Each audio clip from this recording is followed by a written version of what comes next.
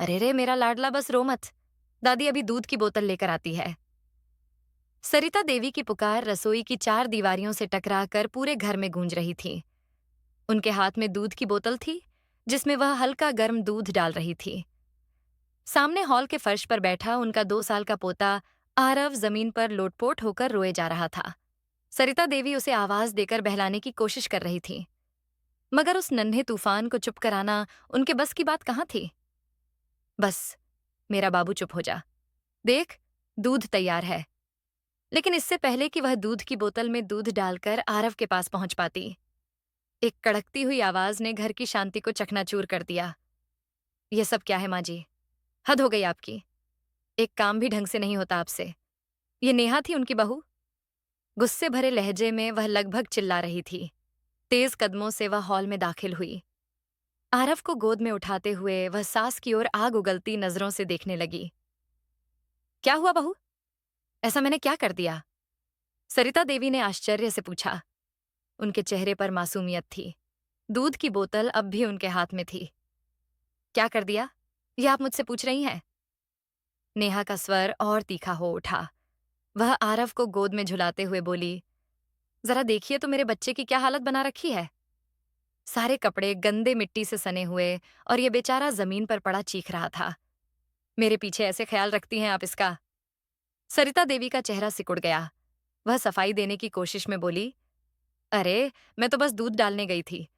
बिस्तर पर बिठाऊं तो ये गिर पड़ता है, इसलिए जमीन पर बिठाकर चली गई थी। बच्चा है, हाथ पैर तो इधर उधर मारेगा ही। अच्छा, तो क्या चटाई पर नहीं बिठा सकती थी? जमीन पर क्यों बिठाया? नेहा ने तपाक से सवाल किया। उसका गुस्सा अब उबाल पर था। फिर एक कोने में रखे आरव के मैले कपड़ों की ओर देखा। हे भगवान, पहले आरव के छोटे छोटे कपड़े तो धो देती थी, आज तो वह भी नहीं धोए आपने। मुझे तो समझ नहीं आती। सुबह सुबह सारा काम मैं निपटा कर जाती हूँ, सिर्फ दिन भर आप करती क्या है? एक छोटे से बच्चे की जिम्मेदारी भी आप ढंग से संभाल नहीं सकती। नेहा की कड़वी बातें सुनकर सरिता देवी का दिल तड़प उठा। मन में एक तूफान सा उठ रहा था। बहू, ये तुम क्या कह रही हो? उनकी आवाज में कंपन था। तुम्हें क्या पता दिन भर मुझे क्या क्या करना पड़ता है? घर के कितने काम होते हैं। ऊपर से छोटा बच्चा, कभी खिचड़ी बनाती हूँ, इसके लिए तो कभी दलिया, अकेले सब कुछ करना कितना मुश्किल होता है। ये तुम कैसे समझोगी? नेहा ने तिरछी नजर से सरिता देवी की ओर देखा। बस करो माँ जी, अब मुझे सब पता है। कितना काम होता है। साफ सफाई के लिए काम वाली बाई आती है, सुबह का नाश्ता और सब्जी मैं बनाकर जाती हूँ। फिर क्या बचा आपके पास? जरा मेरे बच्चे की हालत तो देखो। नेहा ने आरव को हल्के से हिलाया, जिसके कपड़ों पर मिट्टी के धब्बे और दूध की छींटें दिख रही थीं। इतने गंदे कपड़े पहने हुए हैं, इसके कपड़े भी नहीं बदल सकती थी क्या? सरिता देवी ने एक गहरी सांस ली। वह अपने अंदर के दर्द को दबाने की कोशिश कर रही थी। बहू, सुबह से मेरा बदन टूट रहा था, हल्का बुखार भी है। आरव आज बहुत तंग कर रहा था। फिर भी मैंने उनकी बात पूरी होने से पहले ही नेहा ने बीच में टोक दिया।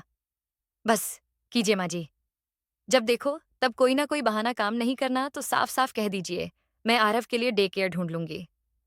कहते हुए नेहा ने दूध की बोतल झटके से उनके हाथ से खींची और आरव को गोद में लिए तेज कदमों से अपने कमरे की ओर बढ़ गई।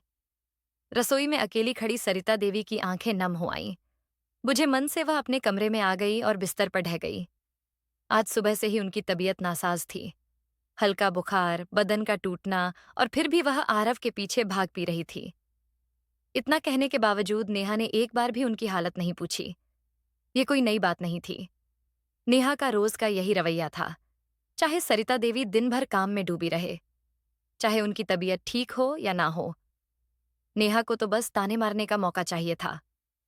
नेहा अपने कमरे में दाखिल हुई, आरव को गोद से उतारा और उसके गंदे कपड़ों को झटके से बदलने लगी।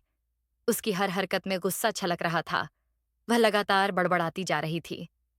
आरव को दूध की बोतल थमाकर उसने उसे पालने में लिटाया और खुद बिस्तर पर बैठकर फोन निकाल लिया।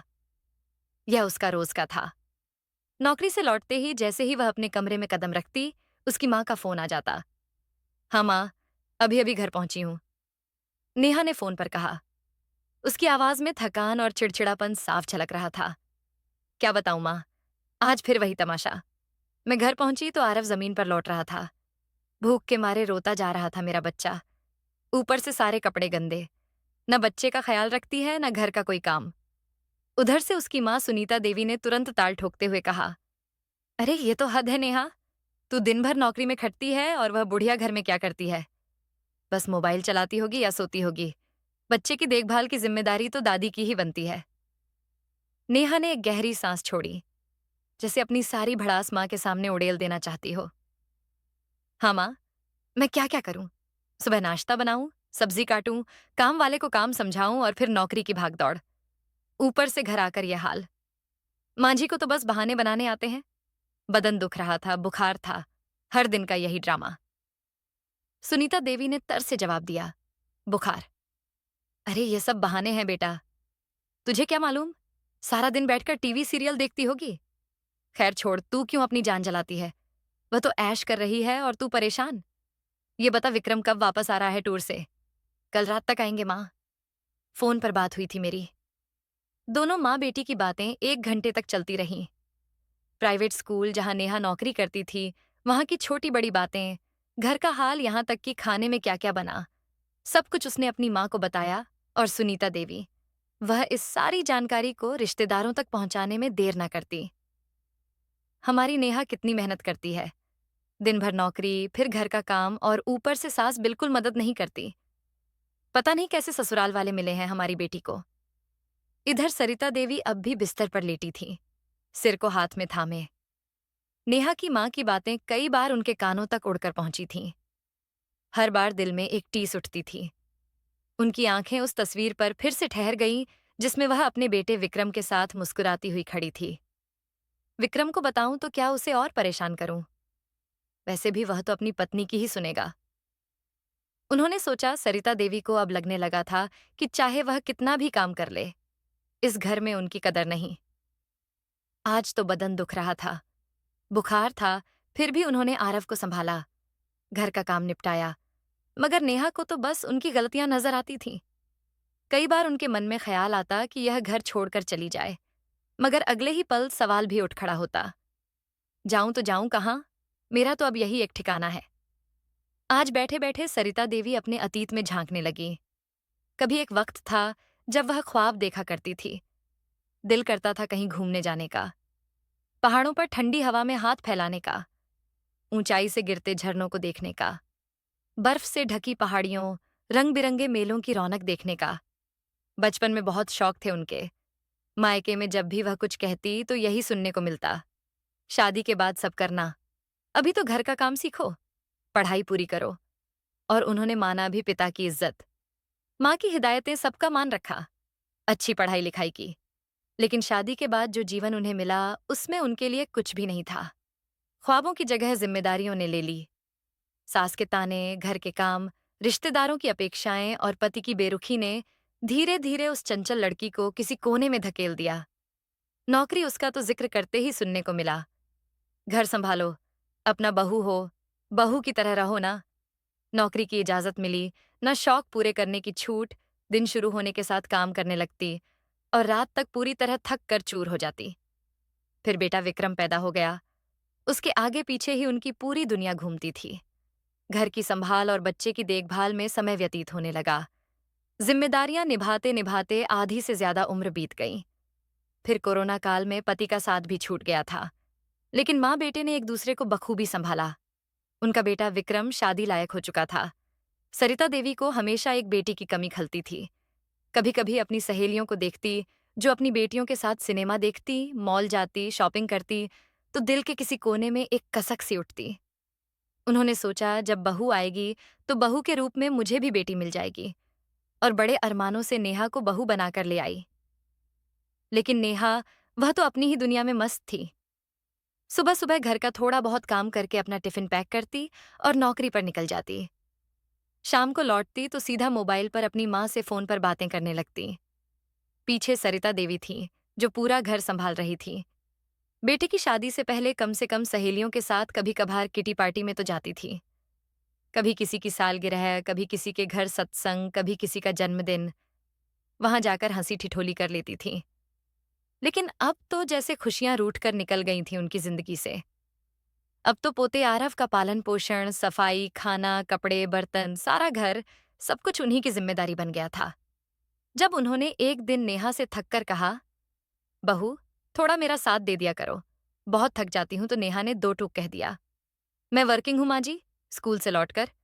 और कितना करूंगी, आप तो सारा दिन घर पर ही होती है, थोड़ा बहुत तो काम संभाल ही सकती हैं। यह शब्द सरिता देवी के भीतर हथौड़े की तरह गूंजते रहे। क्या सिर्फ नौकरी पर जाना ही वर्किंग कहलाता है? घर का काम करना कोई अहमियत नहीं रखता उनके लिए। नेहा अब बहू नहीं, बल्कि एक बॉस बन चुकी थी, और वे खुद बस एक हाउसकीपर, जिससे हर काम समय पर, बिना गलती के चुपचाप होना चाहिए। आज तो उनकी तबीयत भी ढीली थी, सारा दिन सिर भारी रहा, फिर भी उन्होंने आरव की देखभाल की। शाम हो चुकी थी, लेकिन बहू अभी तक फोन में व्यस्त थी। सो खुद ही उठी और रसोई में जाकर दाल बनाई, रात को खाना लगाया। खाने बैठे तो नेहा बोल उठी, ये क्या, कितनी फीकी दाल बनाई है, मुझसे तो नहीं खाया जाता ये मरीजों वाला खाना, आप ही खाइए। और मोबाइल उठाकर नेहा ने अपने लिए पिज्जा मंगा लिया। यह सब देखकर सरिता देवी के सब्र का बांध टूट गया। हर रोज की तरह नेहा अपने बेटे आरव को उनके पास ही सुला गई थी। आरव सरिता देवी के बगल में गहरी नींद में सोया था, मगर सरिता देवी की आंखों में नींद का नामो निशान नहीं था। वह बिस्तर पर बैठी थी, चुपचाप आंसुओं को पोंछते हुए मन ही मन बुदबुदा रही थी, अब और नहीं, अब मुझे खुद के लिए खड़ा होना होगा। मेरे जीवन की भी कोई कीमत है, और मैं इसे साबित करके रहूंगी। उनके मन में विचारों का तूफान उमड़ रहा था। हर दिन का यह तमाशा, यह ताने, यह तिरस्कार, और कितना सहूं, वह सोच रही थी। रिश्तों को जबरदस्ती थोड़े ही बांधा जाता है। जब एक पक्ष रिश्ता निभाना ही नहीं चाहता, तो दूसरा कब तक उसे थामे रखें। उनकी बर्दाश्त की सीमा अब जवाब दे चुकी थी। वह इस घर में एक काम वाली की तरह नहीं, बल्कि अपनी इज्जत और स्वाभिमान के साथ जीना चाहती थी। अगला दिन शनिवार था। सुबह की पहली किरण के साथ ही सरिता देवी का फोन बजा। स्क्रीन पर अपनी सहेली मीरा का नाम देखकर उनके चेहरे पर मुस्कान आ गई। सरिता, सुनना, हम सब मिलकर 2 दिन की वैष्णो देवी यात्रा पर जा रहे हैं। वैसे तो हम जानते हैं तेरा जवाब हमेशा की तरह नहीं होगा, लेकिन फिर भी सोचा, एक बार पूछ लो, चलेगी क्या? माताजी के दर्शन करके आएंगे, थोड़ा सुकून मिलेगा। सरिता देवी का दिल जोरों से धड़का। वैष्णो देवी, माताजी के दर्शन कितने साल हो गए जब उन्होंने आखिरी बार अपने मन की सुनी थी। घर के काम, आरव की जिम्मेदारी, नेहा के ताने, इन सब ने उनकी जिंदगी को एक बोझ बना दिया था। मगर आज मीरा की आवाज ने जैसे उनके अंदर की उस सरिता को जगा दिया, जो कभी सपनों और शौक से भरी थी। बिना ज्यादा सोचे उन्होंने तपाक से कहा, हाँ मीरा, मैं चलूंगी। है सच्ची? मीरा की आवाज में हैरानी और खुशी दोनों थी। तू तो हमेशा मना कर देती थी। चल, फिर शाम को 7 बजे निकलते हैं। सरिता देवी ने फोन रखा, मगर मन में एक हल्की सी घबराहट थी। नेहा क्या कहेगी? वह जानती थी कि अगर उन्होंने 2 दिन की बात कही तो नेहा शायद जाने ना दे। आखिर आरव की जिम्मेदारी और घर का काम कौन संभालेगा? उन्होंने दिमाग लगाया। नेहा के नौकरी से लौटने के बाद उसे लापरवाही भरे लहजे में कहा, बहू, मेरी सहेलियां वैष्णो देवी जा रही हैं। माताजी के दर्शन करने मैं भी सोच रही हूँ। एक दिन के लिए चली जाऊं। आज शाम को जाऊंगी, कल लौट आऊंगी। वैसे भी विक्रम तो आज रात टूर से वापस आ जाएगा ना। नेहा, जो फोन पर कुछ स्क्रॉल कर रही थी, बिना नजर उठाए जवाब दिया, हाँ, ठीक है माँ जी, एक दिन की ही तो बात है, जाइए। मन ही मन में सोच रही थी, चलो, एक दिन तो घर में शांति रहेगी। आरव को संभालना कौन सी बड़ी बात है, और संडे को मैं भी देर तक सो सकती हूँ। माँ जी तो सुबह सुबह खटपट करनी शुरू कर देती हैं, नींद भी पूरी नहीं होने देती। उधर अपना बैग पैक करते हुए सरिता देवी की नजर अपनी पुरानी सिल्क की साड़ी पर पड़ी। सालों पहले उन्होंने इसे खरीदा था, मगर पहनने का मौका ही नहीं मिला। उन्होंने उसे बैग में रख लिया। माताजी के दर्शन करने तो नई साड़ी पहनकर ही जाऊंगी, उन्होंने सोचा, लेकिन उनका मन उत्साह और घबराहट के बीच झूल रहा था। शाम के 7 बजे सरिता देवी अपनी सहेलियों के साथ वैष्णो देवी की यात्रा के लिए निकल गई। चेहरे पर एक मुस्कान थी। उधर घर में नेहा ने फोन पर अपनी माँ से बात खत्म की। आरव पालने में गहरी नींद में था, और रात का खाना रसोई में बना पड़ा था। नेहा के चेहरे पर एक हल्की सी राहत थी। चलो, वह मन ही मन बुदबुदाई, एक दिन तो सासू माँ की खटपट से छुट्टी मिली। वैसे भी वह सारा दिन गिद्ध की तरह इधर-उधर मंडराती रहती है। संडे को भी चैन से सोने नहीं देती। उसने सोचा आरव को संभालना कौन सी बड़ी बात है। एक दिन तो मैं आराम से निकाल ही लूंगी। रात के 1 बजे जब विक्रम अपने टूर से थका हारा लौटा, नेहा आधी नींद में थी। खाना गर्म करो, उसने नींद भरे स्वर में पूछा। विक्रम ने हाँ में सिर हिलाया और खाना खाकर बिस्तर पर ढेर हो गया। मगर अभी दोनों ने आंखें बंद ही की थीं कि आरव की आवाज से कमरा गूंज उठा। वह जोर जोर से रोने लगा, भूख से बिलबिलाता हुआ। वैसे तो हमेशा वह दादी के पास सोता था, तो रात को उसे दूध पिलाने की जिम्मेदारी भी दादी की थी। लेकिन आज तो नेहा को ही उसे संभालना था। नेहा परेशान होकर उठी, उठकर दूध गर्म किया और बोतल थमाई। मगर उसकी आंखें नींद से बोझिल थीं। बस आरव चुप हो जा, मम्मी को नींद आ रही है, वह बुदबुदाई। मगर आरव कहाँ मानने वाला था। बोतल फेंककर वह कभी नेहा के ऊपर कूदता, तो कभी विक्रम को पैर मारता। विक्रम तो थकान के मारे गहरी नींद में चला गया था, मगर नेहा का धैर्य जवाब दे रहा था। आरव बस कर, उसने चिड़चिड़ाकर कहा और उसे मोबाइल थमा दिया। मगर आरव ने मोबाइल को भी एक तरफ फेंक दिया और जोर जोर से चीखने लगा। सुबह 8 बजे जब आरव आखिरकार थक कर सो गया, तो नेहा भी बिस्तर पर ढह गई। मगर अभी 10 मिनट भी नहीं बीते थे कि दूध वाले की बेल ने उसे फिर से झकझोर दिया। अब कौन है? नेहा चिड़चिड़ाते हुए उठी। दूध लेकर उसने चूल्हे पर उबालने रखा और वापस कमरे में लेट गई। मगर नींद की गांठ टूटी ही थी कि तभी काम वाली ने बेल बजाई। बाहर निकली तो देखा सारा दूध चूल्हे पर बिखर चुका था। हाय राम, ये भी गया, वह बुदबुदाई। नेहा ने काम वाली बाई को सारी सफाई का जिम्मा सौंपा। अब तक उसके पेट में चूहे दौड़ने लगे थे। रसोई में कुछ बना नहीं था, कुछ पकाने का मन उसका था नहीं, सो उसने बिस्किट और नमकीन से ही काम चला लिया। इतने में आरव फिर से जाग गया और उसकी चीख पुकार ने नेहा का सिर दर्द और बढ़ा दिया। विक्रम उठो ना, उसने चिल्लाकर विक्रम को हिलाया। देखो आरव को संभालो, मैं थक गई हूं। विक्रम ने आंखें मलते हुए कहा, नेहा, मुझे नींद आ रही है, 2 दिन से सोया नहीं हूं, रात को भी देर से लौटा था, तुम ही संभाल लो। नेहा का गुस्सा 7वें आसमान पर था। हाँ, सब कुछ मैं ही करूं। माँ जी एक दिन के लिए गई तो मेरे लिए तो जैसे कोई मुसीबत खड़ी हो गई। वह चीखी मगर विक्रम फिर से नींद में खो गया। उधर वैष्णो देवी में सरिता देवी मंदिर की सीढ़ियां चढ़ रही थीं। सहेलियों की हंसी और भजनों की मधुर धुन उनके कानों में रस घोल रही थी। माताजी की मूर्ति के सामने खड़े होकर उन्होंने आंखें बंद की तो एक अलग ही सुकून मिला दिल को। लेकिन यहाँ उनका घर किसी युद्ध क्षेत्र से कम नजर नहीं आ रहा था। आरव के लिए दलिया बनाकर रखते हुए नेहा की नजर बच्चे के मैले कपड़ों पर पड़ी। अरे आधा दिन बीत गया और मैंने अभी तक इसके कपड़े भी नहीं बदले, उसने खुद को कोसा।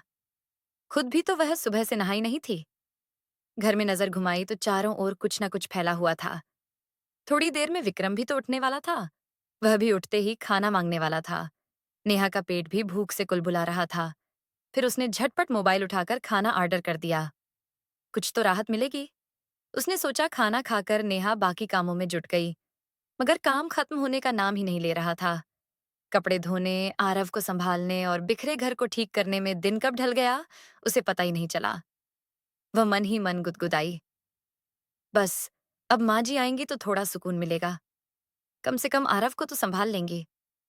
मगर घड़ी की सुइयां रात की ओर बढ़ रही थीं और सरिता देवी का कोई अता पता नहीं था। नेहा ने फोन उठाया और उनका नंबर डायल किया। 1 बार, 2 बार, 3 बार, घंटी जाती रही मगर जवाब नहीं। इसी बीच नेहा की माँ का फोन बार बार आ रहा था, मगर नेहा के पास इतना समय कहाँ था कि वह अपनी रोज की शिकायतों का सिलसिला चला पाए। उसने माँ का कॉल इग्नोर कर दिया। अब माँ को क्या समझाऊं? वह झल्लाई। खाना बनाने के लिए रसोई में गई, मगर तभी आरव फिर से चिल्लाने लगा। उसकी भूख और शरारतें नेहा का धैर्य चूस रही थी। गुस्से में उसने फिर से सरिता देवी को फोन लगाया, मगर जवाब न मिलने पर उसका गुस्सा उबाल पर आ गया। आरव अभी तक रो रहा था। हद हो गई, वह चीखी और गुस्से में आकर आरव को एक थप्पड़ जड़ दिया। आरव की जोर जोर की चीखें घर में गूंज उठीं। तभी विक्रम दौड़कर आया। नेहा, ये क्या, तुम छोटे से बच्चे को मारने लगी? उसकी आवाज में हैरानी और गुस्सा था। तो मैं क्या करूं विक्रम? नेहा का चेहरा गुस्से और थकान से लाल था। तुम्हारी माँ बिना सोचे समझे घूमने निकल गई। ना कोई खबर ना फोन उठा रही है। और तुम्हें तो मेरी कोई परवाह ही नहीं। क्या सोचा था मैंने और क्या हो गया? मेरा सारा संडे बर्बाद हो गया। वह चिल्लाते हुए सिर पकड़कर बैठ गई। तभी उसकी माँ का फिर से फोन आया। नेहा ने झटके से फोन उठाया और चीख पड़ी। क्या है माँ? बार बार फोन क्यों कर रही हो? मुझे टाइम नहीं है और तुम बार बार परेशान कर रही हो। पहले ही मैं तंग हूं। अब फोन मत करो। कहकर उसने फोन काट दिया। कमरे से विक्रम की आवाज आई। नेहा, आरव के लिए कुछ खाने को दे दो। शायद भूखा है, तभी रो रहा है। वह आरव को गोद में लिए चुप कराने की कोशिश कर रहा था। नेहा ने गुस्से से रसोई की ओर देखा, मगर वहां कुछ तैयार नहीं था। वह फिर से सरिता देवी को फोन लगाने लगी, मगर जवाब न मिलने पर उसका गुस्सा आसमान छू रहा था। शाम तक लौटूंगी ही कहाँ था? अब रात के 10 बज गए और तुम्हारी माँ का कोई अता पता नहीं। वह विक्रम पर बरस पड़ी। विक्रम ने ठंडे लहजे में जवाब दिया। अरे तो क्या हो गया? थोड़ा सा काम तो होता है घर का, उस पर भी तुम चिल्लाने लगी। नेहा के कानों में यह बात तीर सी चुभ। ये वही शब्द थे जो हर बार वह सरिता देवी को सुनाती थी। थोड़ा सा काम। उस पल में उसे पहली बार एहसास हुआ कि जो काम वह थोड़ा सा समझती थी, वह कितना भारी था। सुबह से शाम तक आरव को संभालना, खाना बनाना, घर की साफ सफाई और हर छोटी बड़ी जिम्मेदारी, यह सब सरिता देवी हर दिन बिना शिकायत के करती थी। और आज एक दिन में ही नेहा की हिम्मत जवाब दे रही थी। उसकी थकान, उसका गुस्सा और आरव का रोना, सब कुछ उसे सरिता देवी की जिंदगी की एक झलक दिखा रहा था। उधर वैष्णो देवी में सरिता देवी अपनी सहेलियों के साथ मंदिर के बाहर बैठी थीं। फोन को स्क्रीन पर नेहा की कई मिस्ड कॉल्स थीं। मीरा ने पूछा, सरिता, फोन क्यों नहीं उठाती? कोई जरूरी काम होगा? सरिता देवी ने एक गहरी सांस ली और मुस्कुराते हुए कहा, फिलहाल इन सुकून भरे पलों का आनंद उठाने से ज्यादा जरूरी कुछ नहीं है मेरे लिए। वैष्णो देवी की 2 दिन की यात्रा सरिता देवी के लिए किसी स्वप्न से कम नहीं थी। मंदिर का भक्ति से सराबोर माहौल, सहेलियों का साथ और माताजी के दर्शन के बाद मिली वह शांति, सब कुछ उनके मन को एक नई ताजगी दे गया। वापसी के समय जब उनकी सहेलियां 2 महीने बाद की अगली यात्रा की योजना बना रही थीं, तो सरिता देवी ने बिना हिचक के कहा, हाँ, मैं अगली बार भी चलूंगी। उनकी आवाज में आत्मविश्वास था। घर के कामों से ब्रेक तो बनता है, उन्होंने मन ही मन सोचा। बस की खिड़की से आती ठंडी हवा उनके चेहरे पर मुस्कान बिखेर रही थी। मगर घर पहुंचते ही वह दृश्य देखकर सरिता देवी की आंखें फटी की फटी रह गईं। पूरा घर किसी तूफान की चपेट में आया हुआ लग रहा था। रसोई में बर्तनों का ढेर, सोफे पर फैले कपड़े, जमीन पर बिखरे खिलौने और बीच में बैठा आरव गंदे कपड़ों में जोर जोर से रो रहा था। और नेहा वह बिस्तर पर निढाल पड़ी थी, जैसे थकान ने उसे पूरी तरह से निचोड़ लिया हो। सरिता देवी का दिल एक पल को पसीजा, मगर अगले ही पल उनके मन में गुस्सा भड़क उठा। नेहा की नींद खुली तो वह झटके से उठी और सरिता देवी को देखते ही चिल्लाई, ये क्या माँ जी? एक दिन का कहा था आपने तो, और आपने 2 दिन लगा दिए। बिना ये सोचे कि मैं यहाँ अकेले सब कैसे संभालूंगी? सरिता देवी ने भौएं तानते हुए जवाब दिया, क्यों बहू, तुम्हारे स्कूल में तो आज सोमवार की भी छुट्टी थी ना, फिर इतनी परेशानी क्यों? घर का काम इतना भी तो नहीं होता, और आरव छोटा सा बच्चा है, वह भला कितना तंग करता है। उनकी आवाज में तलखी थी, मगर आंखों में एक गहरी बात छिपी थी। नेहा हड़बड़ा गई। वह कुछ कहना चाहती थी, मगर शब्द गले में अटक गए। सरिता देवी ने आरव को गोद में उठाया, लेकिन जल्द ही एहसास हुआ कि उसने बीच में पॉटी की हुई थी। फिर वह नेहा की ओर मुड़ी। बहू, मेरे पीछे तुमने मेरे पोते का ये क्या हाल बना रखा है? गंदे कपड़े, पूरा बच्चा गंदगी से सना हुआ, और तू आराम से सो रही थी। घर तो देखो बिखरा पड़ा है, काम वाली बाई सफाई करके गई होगी। मगर क्या तुमसे चीजें भी सही जगह पर नहीं रखी गई? खिलौने, बर्तन सब इधर उधर। और तुम दिन भर मोबाइल देखती रही क्या? नेहा का चेहरा शर्मिंदगी और गुस्से के बीच झूल रहा था। वह तपाक से बोली, अच्छा माँ जी, समझ गई। आप तो मुझसे बदला ले रही हैं, है ना? सरिता देवी ने एक गहरी सांस ली। उनकी आंखों में दर्द और दृढ़ता का मिश्रण था। बदला नहीं बहू, मैं तो बस तुझे एहसास दिलाना चाहती थी कि मैं दिन भर क्या करती हूँ। 2 दिन में तू आरव और घर के साथ इतनी परेशान हो गई कि कुछ नहीं संभला। और मैं हर दिन यह सब करती हूँ। दिन भर बच्चे को संभालना, सबका खाना बनाना, सफाई करना और फिर शाम को तुम्हारी बातें सुनना। क्या मैं इंसान नहीं हूं बहू? मुझे भी थकान होती है। मुझे भी तकलीफ होती है जब तुम कहती हो, आप दिन भर करती क्या है? अब नेहा की आंखें नम हो गईं। उसने सिर झुका लिया। सरिता देवी की हर बात उसके दिल में चुभ रही थी। उसे याद आया कैसे उसने आरव को थप्पड़ मारा, कैसे विक्रम से झगड़ा किया, यहां तक कि अपनी मां का फोन तक नहीं उठाया। 2 दिन की इस अकेली जंग ने उसे वह थकान, वह बोझ दिखा दिया जो सरिता देवी हर दिन चुपचाप ढोती थी। उसका गला रंध गया। वह धीमी स्वर में बोली, मां जी, मुझे माफ कर दीजिए। मैंने आपको बहुत बुरा भला कहा, लेकिन जब मुझे खुद यह सब करना पड़ा, तब समझ में आया कि आप कितना कुछ करती हैं। मैं गलत थी। प्लीज मुझे माफ कर दीजिए। आगे से मैं घर के कामों में आपका साथ दूंगी।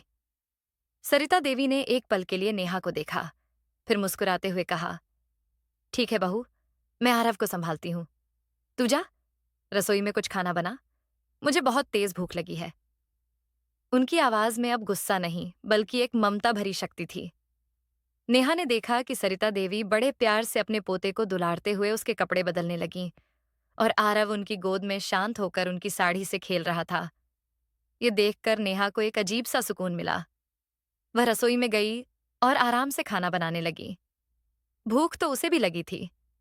आज 2 दिन बाद नेहा ने सुकून से बैठकर खाना खाया था। उस दिन के बाद जितना हो सका, उसने घर के कामों में हाथ बटाना शुरू किया। सुबह सब्जी बनाने के अलावा वह शाम को भी रसोई में सरिता देवी के साथ काम करने लगी। अब रात का खाना नेहा ही संभालती थी और सरिता देवी, उन्होंने भी अपने लिए समय निकालना शुरू किया। कभी सहेलियों के साथ सत्संग जाना, तो कभी बाजार की सैर, तो कभी बस बालकनी में बैठकर चाय की चुस्कियों के साथ अपने पसंदीदा गाने सुनना। रिश्तों के बीच की गहराई अब धीरे धीरे प्यार और समझदारी के पुल से भरने लगी थी। अब नेहा अपनी सास के साथ खुशी से रहती और अब तो शुरू हुआ था एक नया सफर, समझदारी का, अपनापन और सुकून भरे जीवन का।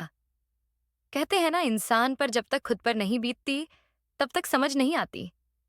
तो दोस्तों, यह थी आज की कहानी। इस कहानी के बारे में आपकी क्या राय थी? ये कमेंट बॉक्स में जरूर बताइए। अगर आपको कहानी पसंद आई हो तो वीडियो को लाइक करें और चैनल को सब्सक्राइब करें और बेल आइकन पर क्लिक करके इसे ऑल पर सेट करें, ताकि आपको नए वीडियो की सूचना तुरंत मिल जाएगी। धन्यवाद।